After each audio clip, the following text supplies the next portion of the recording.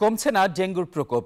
হাসপাতালগুলোতে প্রতিদিন ডেঙ্গু আক্রান্ত রোগীর ভিড় বাড়ছে, প্রাণও হারাচ্ছেন অনেকে।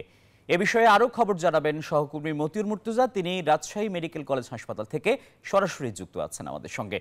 মুর্তুজা, রাজশাহী মেডিকেল কলেজ হাসপাতালের কি চিত্র দেখছেন? হাসপাতালে ডেঙ্গু রোগীর সংখ্যা কেমন? এর প্রকোপ কবে নাগাদ কমতে পারে? চিকিৎসকরা কি বলছেন? রাজশাহীতে এবছর ডেঙ্গুর ব্যাপক প্রকোপ দেখা দিলেও কিন্তু মশক নিধন কার্যক্রম নেই। আমরা সিটি কর্পোরেশন কর্তৃপক্ষের সঙ্গে কথা বলেছিলাম, তারা অর্থাভাবে মশক নিধন কার্যক্রম চালাতে পারছেন না বলে আমাদের জানিয়েছিলেন। আর রাজশাহী মেডিকেল কলেজ হাসপাতালে ডেঙ্গু বিশেষায়িত ওয়ার্ড রয়েছে, সেখানে গত 24 ঘন্টায় 36 জন রোগী আক্রান্ত হয়ে চিকিৎসা নিচ্ছেন, এর মধ্যে 3 জন শিশু রয়েছেন। আর এই হাসপাতালটিতে সর্বমোট 1220 জন রোগী ডেঙ্গু আক্রান্ত হয়ে চিকিৎসা নিয়েছেন, এর মধ্যে সুস্থ হয়ে বাসায় ফিরেছেন 1180 জন।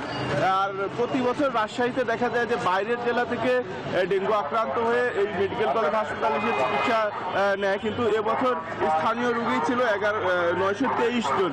অন্যান্য বছরের থেকে এবার রাজশাহীর মানুষ বেশি ডেঙ্গু আক্রান্ত হয়েছেন, ফলে যে স্থানীয়দের মধ্যে যে মশা নিয়ন্ত্রণের যে কার্যক্রম, সেই কার্যক্রম না নেয় ক্ষোভ তৈরি হয়েছে। তারা বারবার নগর কর্তৃপক্ষের সাথে যোগাযোগ করেও কিন্তু কোনো সদুত্তর পায়নি। রাজশাহী নগরীর প্রত্যেকটি ওয়ার্ডে, পাড়া মহল্লায় কিন্তু তীব্র মশার উপদ্রব, ফলে কিন্তু অতিষ্ঠ নগরবাসী, কিন্তু নগর কর্তৃপক্ষ টাকার অভাবে মশক নিধন কার্যক্রম চালাতে পারছেন না, এমনটাই কিন্তু তারা জানিয়েছেন।